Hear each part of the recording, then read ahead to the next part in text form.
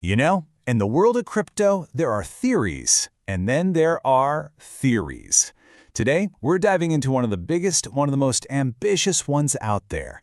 The idea that XRP isn't just another coin, but maybe, just maybe, it's the master key to a planned reset of the entire global financial system. So where does a theory this big even start?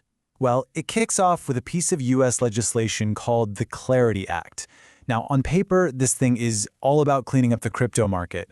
Stopping shady stuff like wash trading, where people basically trade with themselves to fake volume. It's meant to bring some law and order to the wild west of crypto. But this is where the theory takes a sharp turn. It asks a pretty simple but powerful question.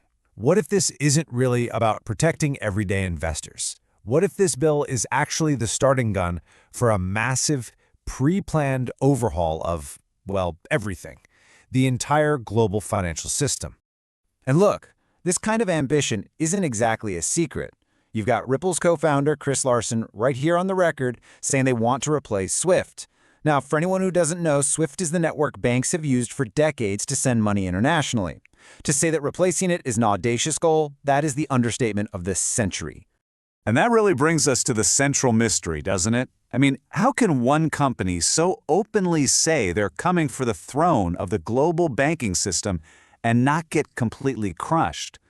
The powers that be don't usually just sit back and let someone disrupt their entire business. So why is Ripple still here, still growing? Well, the theory's answer is as simple as it is shocking. Ripple was never an outsider to begin with.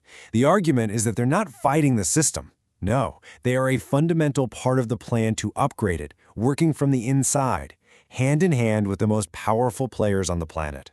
And proponents of this theory will point you right here to the World Economic Forum as ground zero for this whole network. And when you look at the list, you can see their point.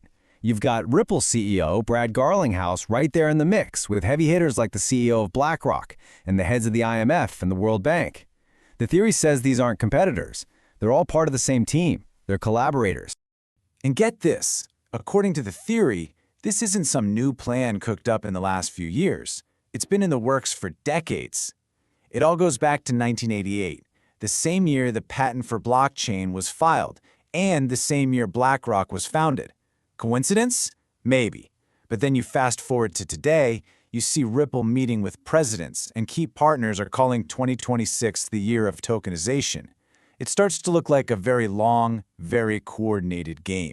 This brings us to a really crucial idea in the theory, that there are two completely different crypto games being played right now. There's the public story, the one we all see. That's about things like Bitcoin ETFs, products for us, the retail investors. But then there's the real game happening behind the scenes, and that game is called tokenization. It's not about buying and selling coins. It's about turning all real-world assets into digital tokens and completely rebuilding the plumbing of the financial system from the ground up. And this isn't just speculation. Listen to this quote from a BlackRock exec, who, by the way, used to work at Ripple. He's talking about a future where you could hold an asset and then instantly, whenever you need to pay for something, turn a piece of it into a stablecoin. This would create a world of seamless 24/7 liquidity. Okay, but that creates a brand new headache, right?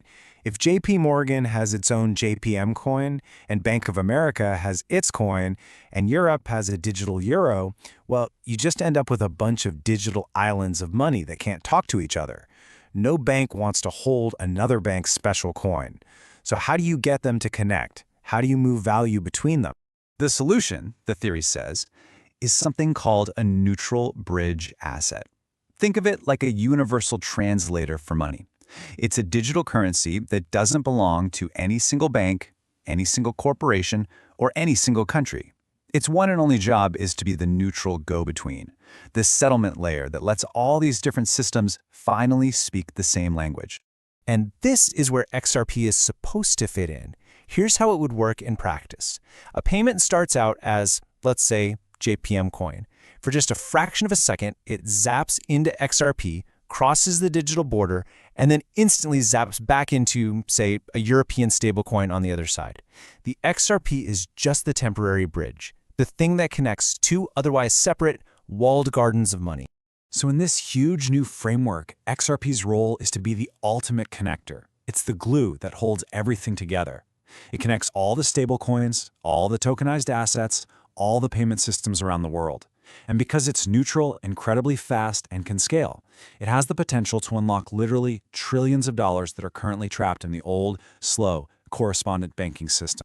All right, so if, and it's a big if, but if a single digital asset were to become the central pillar for the entire global financial system, what in the world would it be worth?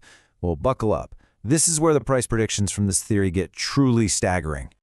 To even begin to understand these predictions, you have to appreciate the sheer scale of the markets we are talking about. You've got trillions, with a T, locked up in what are called nostro/vostro accounts. That's just money that banks have to park with each other to make international payments work.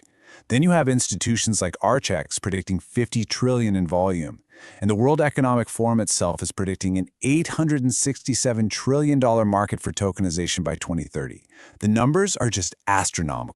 So how do you get a price target out of those insane numbers? Well, the source for this theory ran a calculation.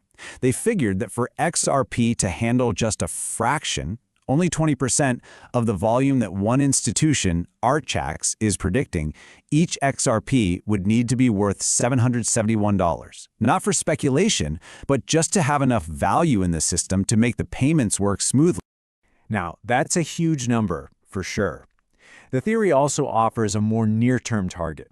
Proponents believe that as this new system starts to actually go live, a price of over $100 per XRP isn't just possible, but likely by 2028, maybe even sooner. But wait, because it goes one level deeper. The theory suggests that the people we see at Davos, the CEOs, the presidents, the prime ministers, they're just the public-facing managers. The theory asks the ultimate question: who are the real architects? Who are the unseen players quietly pulling the strings on this massive global shift from behind the curtain? And really, that brings us to the core belief of this whole pro-XRP theory. The ultimate argument is that this was never about hype. It was never about a Lambo or a moonshot. It was a quiet, decades-long global infrastructure project. A whole new system built in silence, deeply integrated with the existing powers, just waiting for the day they decide to flip the switch.